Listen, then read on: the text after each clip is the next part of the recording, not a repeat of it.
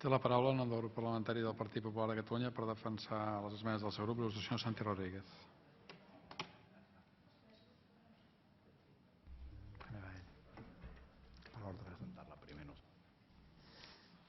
Gràcies, senyor president, senyores i senyors diputats.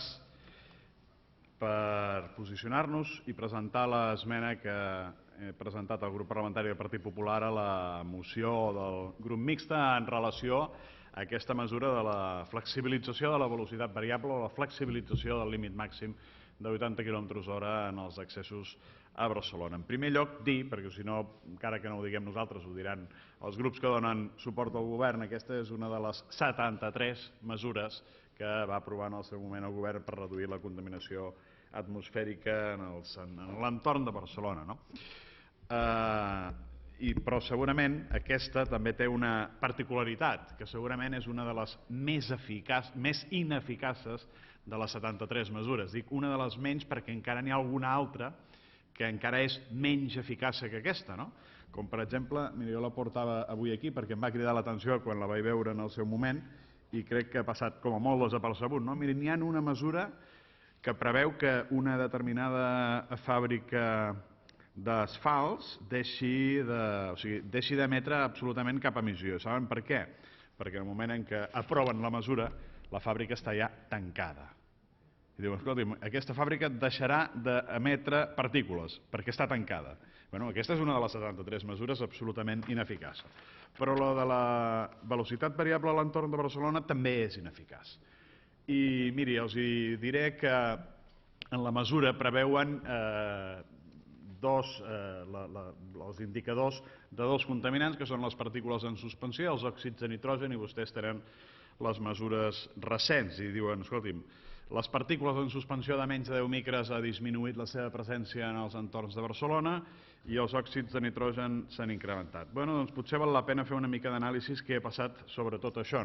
I en aquest sentit, home, per què s'han reduït les partícules de menys de 10 micres? Per entendre'ns, pols petita.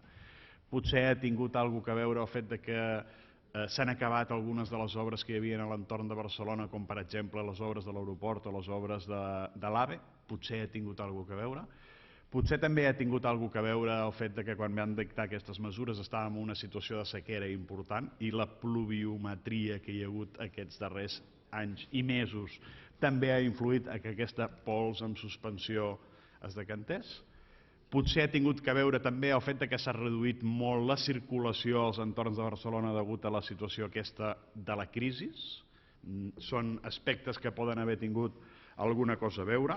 Segurament també aquesta menor circulació ha tingut alguna cosa a veure amb la reducció d'accidents que no només ha succeït en les àrees de velocitat limitada, sinó que és més genèric de tota Catalunya i, per què no dir-ho també, de tota Espanya. Per tant, no és una conseqüència directa de la velocitat variable.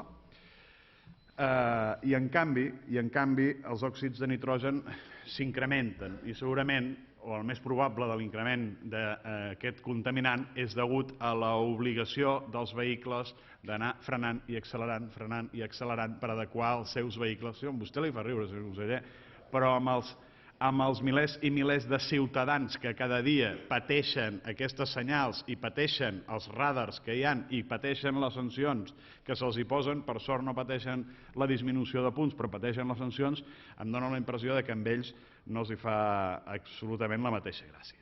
Precisament per això, perquè si analitzem una mica en detall quina és l'evolució dels contaminants i quines són les diferents circumstàncies que afecten a la circulació en l'entorn de Barcelona, on vostès han implantat aquesta mesura que els serveix a vostès, i quan dic a vostès no em refereixo al govern, em refereixo a Iniciativa per Catalunya, perquè altres partits del govern, quan poden i on poden, critiquen aquesta mesura, i la critiquen, i vostè ho sap, tant alcaldes com membres del seu propi govern. Per tant, nosaltres considerem que aquesta mesura és absolutament ineficaç, és una mesura que entenem que val la pena suprimir-la, no flexibilitzar-la, i per aquest motiu l'esmena que presenta el nostre grup parlamentari és de suprimir aquesta limitació màxima de velocitat de 80 km/h en aquelles zones de l'entorn de Barcelona que, segons vostès, s'adopta aquesta mesura per reduir els nivells de contaminació. Gràcies, senyor president.